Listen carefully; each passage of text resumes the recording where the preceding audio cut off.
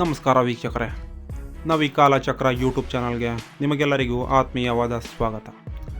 ಇಂದು ನಾವು ಮಾತಾಡಲಿಕ್ಕೆ ಹೊರಟಿರುವ ವಿಷಯ ಅನಂತ ಪದ್ಮನಾಭ ಸ್ವಾಮಿ ದೇವಾಲಯ, ತಿರುವನಂತಪುರ. ಸ್ನೇಹಿತರೆ, ಅನಂತ ಪದ್ಮನಾಭ ಸ್ವಾಮಿ ಎಂದ ಕೂಡಲೇ ನಮಗೆಲ್ಲ ನೆನಪಾಗೋದು ಅಲ್ಲಿರುವ 6 ರಹಸ್ಯ ಕೋಣೆಗಳು. ಇದುವರೆಗೂ 5 ರಹಸ್ಯ ಕೋಣೆಗಳನ್ನು ತೆರೆಯಲಾಗಿದೆ. 1 ಕೋಣೆ ಇನ್ನೂ ರಹಸ್ಯವಾಗಿಯೇ ಉಳಿದಿದೆ. ಅಷ್ಟಕ್ಕೂ ಆ ಒಂದು ಕೋಣೆಗೆ ಅಷ್ಟದಿಗ್ಬಂಧನ ಹಾಗೂ ನಾಗಬಂಧನ ಹಾಕಿರೋದಾದರೂ ಯಾಕೆ? ಅಲ್ಲಿನ ಜನರು ಹೇಳುವ ಪ್ರಕಾರ ಅಲ್ಲಿ ಸಾವಿರಾರು ನಾಗಸರ್ಪಗಳ ಕಾವಲಿದೆ. ಹೌದು ಸ್ನೇಹಿತರೆ, 2011ರಲ್ಲಿ ಸುಪ್ರೀಂ ಕೋರ್ಟ್ನ ಆದೇಶದ ಮೇರೆಗೆ ಕೋಣೆ ಎಯನ್ನು ತೆರೆಯಲಾಗಿತ್ತು. ಅಲ್ಲಿದ್ದ ರಾಶಿ ಚಿನ್ನವನ್ನು ಕಂಡ ಜನ ದಿಗ್ಭ್ರಮೆಗೊಂಡಿದ್ದರು. ಅಲ್ಲಿದ್ದ ಸಂಪತ್ತು ತಿರುಮತಿ ತಿಮ್ಮಪ್ಪನನ್ನೇ ಮೀರಿಸುವಂತಿತ್ತು. ಅಷ್ಟಕ್ಕೂ ಅಲ್ಲಿ ರಾಶಿ ಚಿನ್ನ ಬಂದದ್ದಾದರೂ ಹೇಗೆ? ಅದಕ್ಕೂ ಮುಂಚಿತವಾಗಿ ಅನಂತ ಪದ್ಮನಾಭ ಸ್ವಾಮಿಯ ಮೂಲ ಯಾವುದು? ವೀಕ್ಷಕರೇ, ಮೊದಲಿನಿಂದ ಇಲ್ಲಿಯವರೆಗೂ ಎಲ್ಲ ಮಾಹಿತಿಯನ್ನು ನಿಮಗೆ ತಲುಪಿಸುವಂತಹ ಪ್ರಯತ್ನ ಮಾಡಿದ್ದೇನೆ. ವಿಡಿಯೋ ಸ್ಕಿಪ್ ಮಾಡದೆ ಸಂಪೂರ್ಣವಾಗಿ ನೋಡಿ. ಮತ್ತೊಮ್ಮೆ ಅನಂತ ಪದ್ಮನಾಭ ಸ್ವಾಮಿಯ ಲೋಕಕ್ಕೆ ನಿಮಗೆಲ್ಲರಿಗೂ ಆತ್ಮೀಯವಾದ ಸ್ವಾಗತ. ವೀಕ್ಷಕರೇ, ಸ್ವಾಮಿಯ ಕಥೆ ಶುರುವಾಗೋದು ಕಲಿಯುಗ ಪ್ರಾರಂಭವಾದ 1000 ವರ್ಷಗಳ ನಂತರ. ಹೌದು, ದಕ್ಷಿಣ ಕರ್ನಾಟಕದ ಕಾಸರಗೋಡು ಎಂಬ ಪ್ರಾಂತ್ಯದಲ್ಲಿ ಒಬ್ಬ ವೆಲುವಮಂಗಳ ಸ್ವಾಮಿಯಾರ್ ಎಂಬ ಋಷಿಮುನಿಗಳು ವಾಸವಾಗಿರ್ತಾರೆ.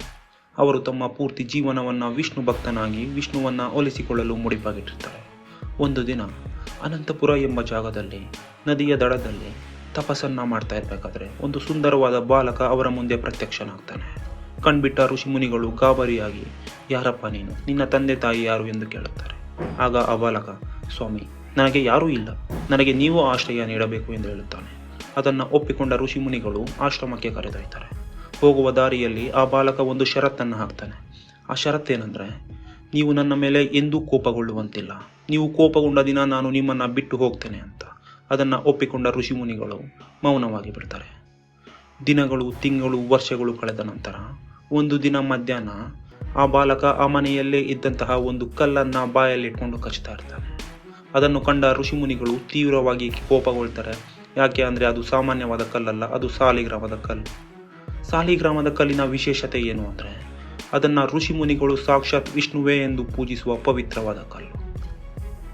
ಅದನ್ನು ಕಂಡ ಋಷಿಮುನಿಗಳು ತೀವ್ರವಾಗಿ ಕೋಪಗೊಳ್ತಾರೆ. ಅದನ್ನು ಕಂಡ ಬಾಲಕ, ಓ ಸ್ವಾಮಿ, ನೀವು ನನ್ನ ಷರತ್ತನ್ನು ಮುರಿದಿದ್ದೀರಿ, ನಾನು ಈ ಕ್ಷಣದಿಂದಲೇ ನಿಮ್ಮನ್ನು ಬಿಟ್ಟು ಹೋಗುತ್ತೇನೆ. ಒಂದು ವೇಳೆ ನಾನು ನಿಮಗೆ ಸಿಗಬೇಕಾದರೆ ಅನಂತ ಕಾಡು ಎಂಬ ಪ್ರದೇಶಕ್ಕೆ ಬಂದು ಹುಡುಕಿ ಅಲ್ಲಿ ಸಿಗುತ್ತೇನೆ ಎಂದು ಅದೇ ಕಾಡಿನಲ್ಲಿ ಓಡಿ ಹೋಗಿ ಮಾಯವಾಗಿ ಬಿಡ್ತಾನೆ. ಇದಾದ ಮೇಲೆ ಆ ಸ್ವಾಮಿಯಾರಿಗೆ ಅರಿವಾಗುತ್ತೆ, ನಾನು ಕಾಲ ಕಳೆದದ್ದು ನನ್ನ ಕಣ್ಮುಂದೆ ಇದ್ದದ್ದು ಸಾಮಾನ್ಯವಾದ ಬಾಲಕ ಅಲ್ಲ, ಸಾಕ್ಷಾತ್ ವಿಷ್ಣುವೇ ಎಂದು. ಇದನ್ನು ಅರಿತ ಋಷಿಮುನಿಗಳು ಕಣ್ಣೀರ ಧಾರೆಯನ್ನೇ ಸುರಿಸುತ್ತಾ ಕಾಡಿನ ಎಡೆಗೆ ಆ ಬಾಲಕನನ್ನು ಹುಡುಕುತ್ತಾ ಹೊರಟು ಬಿಡ್ತಾರೆ. ಕಾಡಿನಲ್ಲಿ ಹುಡುಕಿ ಸುಸ್ತಾಗಿ ಒಂದು ಮರದ ಕೆಳಗೆ ಮೌನವಾಗಿ ಕುಳಿತು ಬಿಡ್ತಾರೆ. ಅದೇ ಸಮಯದಲ್ಲಿ ಒಂದು ಬಾಲಕನನ್ನು ಕರೆದುಕೊಂಡು ಒಂದು ಮಹಿಳೆ ಅದೇ ದಾರಿಯಲ್ಲಿ ಬರ್ತಾ ಇರ್ತಾಳೆ. ಆ ಬಾಲಕ ತುಂಟನಾಗಿದ್ದರಿಂದ ಆ ಮಹಿಳೆ, ನೀನು ಹೀಗೆ ತುಂಟಾಟ ಮಾಡಿದ್ದರೆ ನಿನ್ನನ್ನು ಅನಂತ ಕಾಡಿನಲ್ಲಿ ಬಿಟ್ಟು ಬಿಡುತ್ತೇನೆ ಅಂತ ಹೇಳ್ತಾರೆ. ಅದನ್ನು ಕೇಳಿದ ಋಷಿಮುನಿಗೆ ಹೋದ ಜೀವ ಬಂದಂತೆ ಆಗುತ್ತೆ.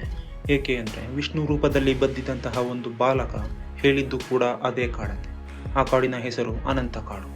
ತದನಂತರ ಆ ಋಷಿಮುನಿ ಆ ಮಹಿಳೆಯ ಬಳಿ ಹೋಗಿ, ಓ ತಾಯಿ, ನಾನೊಂದು ಕಾಡನ್ನು ಹುಡುಕ್ತಾ ಇದ್ದೇನೆ, ನೀವು ಹೇಳಿದ ಕಾಡು ಕೂಡ ಅದೇ, ಆ ಜಾಗವನ್ನು ನನಗೆ ತೋರಿಸಿ ಎಂದು ಕೇಳುತ್ತಾನೆ.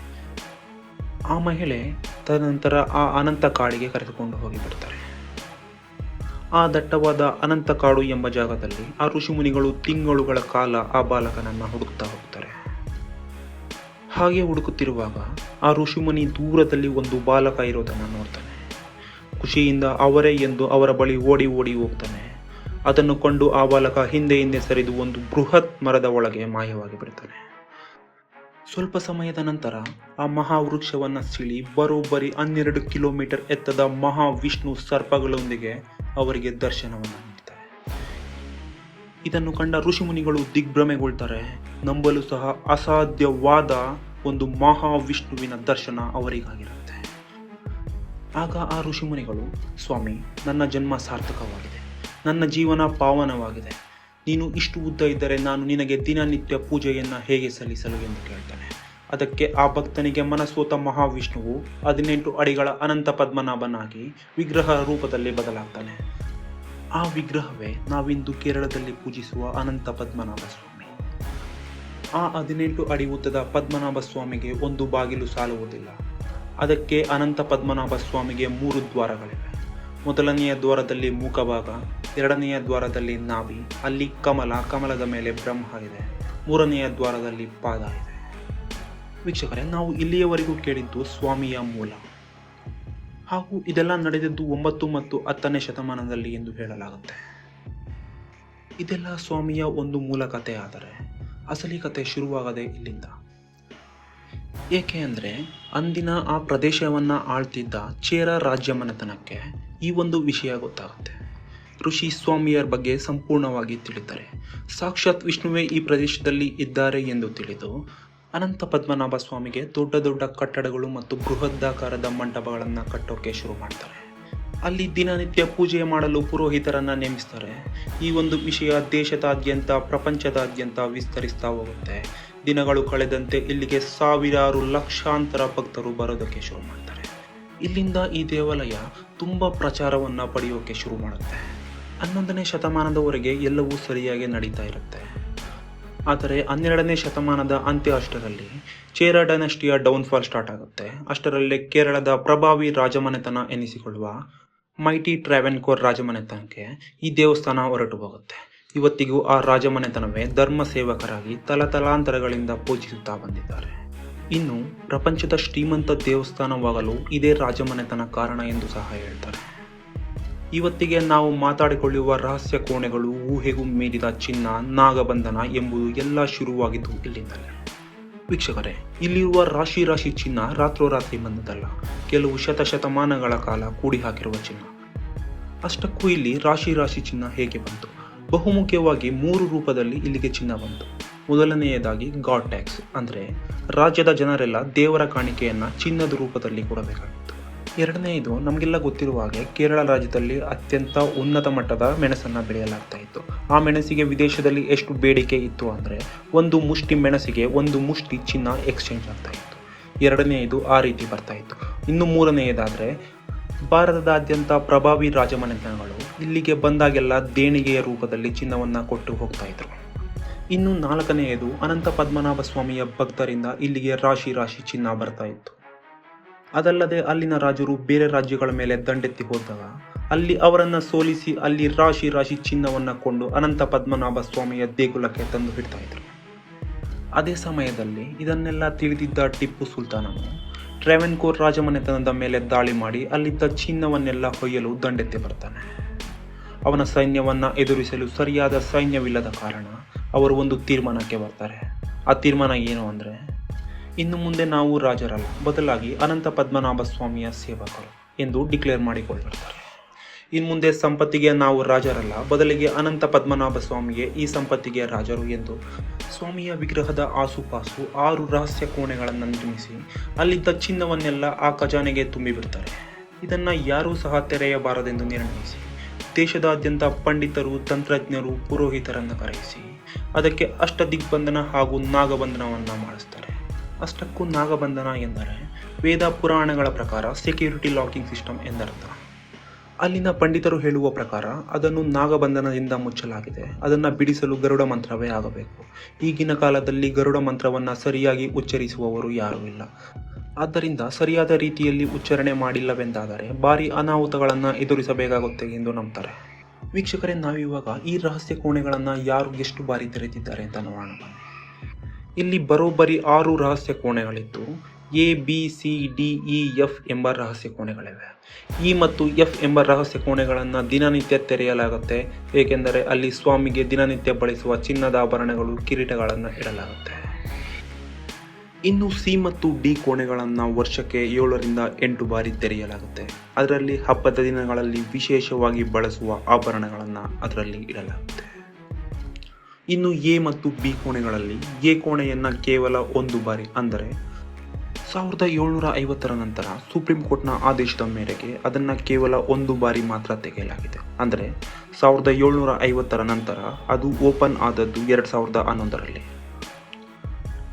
ಎಮಿಲಿ ಗಿಲ್ಕ್ರಿಸ್ಟ್ ಎಂಬ ಒಬ್ಬ ಬ್ರಿಟಿಷ್ ಟ್ರಾವೆಲ್ನ ಪ್ರಕಾರ 1908ರಲ್ಲಿ ಒಂದು ಕಳ್ಳರ ಗುಂಪು ಅದನ್ನು ತೆರೆಯಲಿಕ್ಕೆ ಪ್ರಯತ್ನ ಮಾಡಿತ್ತು. ಅದನ್ನು ಪ್ರಯತ್ನ ಮಾಡಿದಾಗ ಅವರು ಕಂಡದ್ದು ವಿನಾಶವಾದ ಅಂತ್ಯ ಎಂದು ಅಲ್ಲಿನ ಜನ ಹಾಗೂ ಆ ಬ್ರಿಟಿಷ್ ಟ್ರಾವೆಲರ್ ಹೇಳ್ತಾರೆ. ಇದಾದ ನಂತರ ಆ ಕೋಣೆ ತೆರೆದಿದ್ದು 23 ವರ್ಷಗಳ ನಂತರ, ಅಂದರೆ 1931ರಲ್ಲಿ. ಹೌದು, ಟ್ರಾವೆನ್ಕೋರ್ನಲ್ಲಿ ಭೀಕರವಾದ ಬರಗಾಲ ಮತ್ತು ಹಣಕಾಸಿನ ಸಮಸ್ಯೆ ಎದುರಾಗುತ್ತೆ. ಅಲ್ಲಿನ ರಾಜರು ಅಲ್ಲಿದ್ದ ಅನಂತ ಪದ್ಮನಾಭ ಸ್ವಾಮಿಯ ಸಂಪತ್ತನ್ನು ತೆಗೆದುಕೊಂಡು ಜನಗಳ ಯೋಗಕ್ಷೇಮಕ್ಕೆ ಬಳಸಲು ಮುಂದಾಗ್ತಾರೆ. ಸತತವಾಗಿ 4 ಗಂಟೆಗಳ ಕಾಲ ಆ ಬಾಗಿಲನ್ನು ತೆರೆಯುವುದಕ್ಕೆ ಪ್ರಯತ್ನ ಪಡ್ತಾರೆ, ಆದರೆ ಅದು ಆಗೋದೇ ಇಲ್ಲ. ಕೊನೆಗೆ ರಾಜರ ಆದೇಶದ ಮೇಲೆಗೆ ಆ ಬಾಗಿಲನ್ನು ಹೊಡೆಯೋಕ್ಕೆ ಮುಂದಾಗ್ತಾರೆ. ಒಡೆದು ಒಳಗೆ ಹೋದರೆ ಅವರಿಗೆ ಕಂಡದ್ದು ಒಂದು ದೊಡ್ಡ ಸಮುದ್ರ. ಆದರೆ ಆ ಸಮುದ್ರ ನೀರಿನದ್ದಾಗಿರಲಿಲ್ಲ, ಬದಲಾಗಿ ಚಿನ್ನದಾಗಿತ್ತು. ಅವರು ಬಾಗಿಲನ್ನು ತೆರೆದು ಒಳಗೆ ಹೋದಾಗ ಕಂಡದ್ದು ತಲೆ ತಿರುಗುವಷ್ಟು ಚಿನ್ನ, ಪೋರ್ಚುಗೀಸ್ ನಾಣ್ಯಗಳು, ಬ್ರಿಟಿಷ್ ನಾಣ್ಯಗಳು, ಚಿನ್ನದಿಂದ ಮಾಡಿದ ಆಂಟಿಕ್ಗಳು. ಅವು ಚಿನ್ನಕ್ಕಿಂತ 10 ಪಟ್ಟು ಹೆಚ್ಚಿಗೆ ಬೆಲೆ ಬಾಳುತ್ತವೆ. ಬಾಗಿಲನ್ನು ತೆರೆದು ಒಳಗೆ ಹೋದ ಅವರು ರಾಜ್ಯಕ್ಕೆ ಎಷ್ಟು ಬೇಕೋ ಅಷ್ಟನ್ನು ತೆಗೆದುಕೊಂಡು ವಿಷಯ ಗೊತ್ತಾದರೆ ಎಲ್ಲರೂ ಮುಂದಾಗುತ್ತಾರೆ ಎಂದು ತಿಳಿದ ಅವರು ಆ ವಿಷಯವನ್ನು ಅಲ್ಲಿಗೆ ಮುಚ್ಚಾಕ್ತಾರೆ. ಅದಾದ ಮೇಲೆ ಎಲ್ಲವೂ ಸಹಜ ಸ್ಥಿತಿಗೆ ಬಂದಿತ್ತು. ಅಷ್ಟರಲ್ಲಿ ಅಂದರೆ 2007 ಒಬ್ಬ ರಿಟೈರ್ಡ್ ಆಫೀಸರ್ TP ಸುಂದರರಾಜನ್ ಅವರು ಅನಂತ ಪದ್ಮನಾಭ ಸ್ವಾಮಿ ದೇವಸ್ಥಾನದಲ್ಲಿರುವ ಚಿನ್ನ ಅಲ್ಲಿಯೇ ಕರಗಿ ಹೋಗಿದೆ, ಇದೆಲ್ಲ ಗೌರ್ಮೆಂಟ್ನ ವಶ ಆಗಬೇಕು ಎಂದು ಹೈಕೋರ್ಟ್ನಲ್ಲಿ ಒಂದು ಪಿಟಿಷನ್ನ ಫೈಲ್ ಮಾಡ್ತಾರೆ. ಆಗ ಹೈಕೋರ್ಟ್ನಿಂದ ಒಂದು ಮಹತ್ತರವಾದ ಆದೇಶ ಬರುತ್ತೆ. ಅದೇನೆಂದರೆ ಅನಂತ ಪದ್ಮನಾಭ ಸ್ವಾಮಿಯ ಸ್ವತ್ತೆಲ್ಲ ಗೌರ್ಮೆಂಟ್ನ ವಶ ಆಗಬೇಕು ಎಂದು. ಇದನ್ನು ಅಪೋಸ್ ಮಾಡಿದ ಟ್ರಾವೆನ್ಕೋರ್ ರಾಜಮನೆತನದವರು ಈ ಕೇಸನ್ನು ತಗೊಂಡು ಸುಪ್ರೀಂ ಕೋರ್ಟ್ನ ಮೆಟ್ಟಿಲೇರ್ತಾರೆ. ಈ ಕೇಸ್ ತುಂಬ ಸ್ಟ್ರಾಂಗ್ ಆಗಿದ್ದ ಕಾರಣ ಸುಪ್ರೀಂ ಕೋರ್ಟ್ ಒಂದು ಆದೇಶವನ್ನು ನೀಡುತ್ತೆ. ಏನು ಅಂದರೆ ಅಲ್ಲಿದ್ದ ಚಿನ್ನವನ್ನೆಲ್ಲ ಲೆಕ್ಕ ಹಾಕಬೇಕೆಂತ. ಹೌದು, ಜನವರಿ 27, 2011 ಸುಪ್ರೀಂ ಕೋರ್ಟ್ ಒಂದು 8 ಜನರ ಕಮಿಟಿಯನ್ನು ರಚಿಸುತ್ತೆ. ಏನಕ್ಕೆ ಅಂದರೆ ಅಲ್ಲಿದ್ದ ಚಿನ್ನವನ್ನೆಲ್ಲ ಲೆಕ್ಕ ಹಾಕೋದಕ್ಕೆ. ಸುಪ್ರೀಂ ಕೋರ್ಟ್ ನೇಮಿಸಿದ್ದ ಆ 8 ಜನ ಬಂದು ಅಲ್ಲಿದ್ದ ಚಿನ್ನವನ್ನು ಲೆಕ್ಕ ಹಾಕೋದಕ್ಕೆ ಶುರು ಮಾಡ್ತಾರೆ. ಅಲ್ಲಿದ್ದ 8 ಜನಗಳ ತಂಡ ಸುಮಾರು ಗಂಟೆಗಳು ಲೆಕ್ಕಿಸಿದ ನಂತರ ಅದನ್ನು ಮೊತ್ತದಲ್ಲಿ ಹೇಳುವುದಾದರೆ 3 ರಿಂದ 5 ಸಾವಿರ ಕೋಟಿ ಬೆಲೆ ಬಾಳುವ ಚಿನ್ನ ಇದೆ ಎಂದು ಅಂದಾಜು ಮಾಡಿದ್ದರು. ಇದಾದ ಮೇಲೆ ಅವರು ಕಾಲಿಟ್ಟಿದ್ದು ರಹಸ್ಯ ಕೋಣೆಯೇಗೆ. ಕೆಲವು ಗಂಟೆಗಳ ಪ್ರಯತ್ನದ ನಂತರ ಬಾಗಿಲು ತೆರೆದಿತ್ತು. ಅಲ್ಲಿ ಕತ್ತಲು ಬಿಟ್ಟು ಬೇರೇನೂ ಸಹ ಇರಲಿಲ್ಲ. ಹಾಗೆಯೇ ಹುಡುಕಾಡ್ತಾ ಹೋದ ಅವರಿಗೆ ಒಂದು ಸುರಂಗ ಮಾರ್ಗ ಕಾಣುತ್ತೆ. ಆ ಸುರಂಗದ ಒಳಗೆ ಹೋದ ಅವರಿಗೆ ಕಂಡದ್ದು ರಾಶಿ ಚಿನ್ನ, ರಾಶಿ ಚಿನ್ನದ ನಾಣ್ಯಗಳು. ಆ ನೋಟ ಅವರಿಗೆ ದಿಗ್ಭ್ರಮೆಗೊಳಿಸಿದ್ದು, ಅವರನ್ನು ಬೆರಗಾಗುವಂತೆ ಮಾಡಿತ್ತು. ಬರೋಬ್ಬರಿ 3 ರಿಂದ 4 ತಿಂಗಳುಗಳ ಕಾಲ ಆ ತಂಡ ಲೆಕ್ಕ ಮಾಡಿರುವ ಪ್ರಕಾರ 1,30,000ದಿಂದ ಹಿಡಿದು 1.5 ಲಕ್ಷ ಕೋಟಿಯಷ್ಟು ಸಂಪತ್ತು ಇರಬಹುದೆಂದು ಅಂದಾಜಿಸಿದ್ದರು. ಇದಾದ ನಂತರ ಅವರು ಹೆಜ್ಜೆ ಹಾಕಿದ್ದು ರಹಸ್ಯ ಕೋಣೆ ಬಿಯ ಕಡೆಗೆ. ಬಿ ಕೋಣೆಯನ್ನು ತೆರೆಯಲು ಮುಂದಾದಾಗ ಆ ತಂಡವನ್ನು ಒಬ್ಬ ಪ್ರಧಾನ ಅರ್ಚಕರು ತಡೆ ಹಾಕ್ತಾರೆ. ಇದನ್ನು ತೆರೆಯಬೇಡಿ, ಇದು ಅಷ್ಟದಿಗ್ಬಂಧನ ಹಾಗೂ ನಾಗಬಂಧನದಿಂದ ಮುಚ್ಚಲಾಗಿದೆ. ಇದನ್ನು ತೆರೆಯಲು ಗರುಡ ಮಂತ್ರವೇ ಆಗಬೇಕು. ಅಷ್ಟು ಪರಿಣಿತಿ ಉಳ್ಳವರು ಹಾಗೂ ಗರುಡ ಮಂತ್ರವನ್ನು ಸರಿಯಾದ ರೀತಿಯಲ್ಲಿ ಉಚ್ಚರಿಸುವವರು ಯಾರೂ ಇಲ್ಲ. ಒಂದು ವೇಳೆ ತಂತ್ರಜ್ಞಾನ ಉಪಯೋಗಿಸಿ ತೆಗೆದಿದ್ದೇ ಆದಲ್ಲಿ ಇಲ್ಲಿ ಅಪಾರವಾದ ಸಾವು ನೋವು ಸಂಭವಿಸಬಹುದು. ಆದ್ದರಿಂದ ನೀವು ದಯವಿಟ್ಟು ತೆಗೆಯಬೇಡಿ ಎಂದು ಆ ಪ್ರಧಾನ ಅರ್ಚಕರು ತಡೆ ಹಾಕ್ತಾರೆ. ಇದೇ ಸಮಯದಲ್ಲಿ ಹೈಕೋರ್ಟ್ಗೆ ಪಿಟಿಷನ್ ಹಾಕಿದಂತಹ ರಿಟೈರ್ಡ್ IPS ಆಫೀಸರ್ ಸುಂದರರಾಜ್ ಅವರು 1 ತಿಂಗಳಿಗೆ ಮರಣವನ್ನು ಹೊಂದ್ತಾರೆ. ಅದಕ್ಕೂ ಕಾರಣ ಇದೇ ಇರಬಹುದು ಎಂದು ಅಲ್ಲಿನ ಜನರು ನಂಬುತ್ತಾರೆ. ಇದನ್ನೆಲ್ಲ ಪರಿಶೀಲಿಸಿ ಸುಪ್ರೀಂ ಕೋರ್ಟ್ 2020ರಲ್ಲಿ ಒಂದು ಮಹತ್ತರ ನಿರ್ಧಾರ ತೆಗೆದುಕೊಳ್ತಾರೆ. ಅದೇನು ಅಂದರೆ ಈ ಕೋಣೆಯನ್ನು ತೆರೆಯೋದು ಜನರ ನಂಬಿಕೆಗೆ ವಿರುದ್ಧವಾಗಿದೆ ಹಾಗೂ ಧಾರ್ಮಿಕತೆಗೆ ಧಕ್ಕೆ ತರುವಂತಿದೆ. ಆದ್ದರಿಂದ ಈ ಕೋಣೆಯನ್ನು ಇನ್ನು ಮುಂದೆ ಯಾರೂ ಸಹ ತೆಗೆಯಬಾರದು ಎಂದು ಆದೇಶವನ್ನು ನೀಡ್ತಾರೆ. ಅಂದಿನಿಂದ ಇಲ್ಲಿಯವರೆಗೂ ಆ ಕೋಣೆಯನ್ನು ಯಾರೂ ಸಹ ತೆಗೆಯಲಾಗಿಲ್ಲ ಮತ್ತು ಅದು ರಹಸ್ಯವಾಗಿಯೇ ಉಳಿದಿದೆ. ವೀಕ್ಷಕರೇ, ಇದಾಗಿತ್ತು ಅನಂತ ಪದ್ಮನಾಭ ಸ್ವಾಮಿಯ ಸಂಪೂರ್ಣ ಚರಿತ್ರೆ. ನಿಮಗೆ ಈ ವಿಡಿಯೋ ಇಷ್ಟವಾದಲ್ಲಿ ಒಂದು ಲೈಕನ್ನು ಮಾಡಿಕೊಳ್ಳಿ, ಹಾಗೆ ಸಬ್ಸ್ಕ್ರೈಬ್ ಮಾಡೋದನ್ನು ಮರಿಬೇಡಿ. ಧನ್ಯವಾದಗಳು.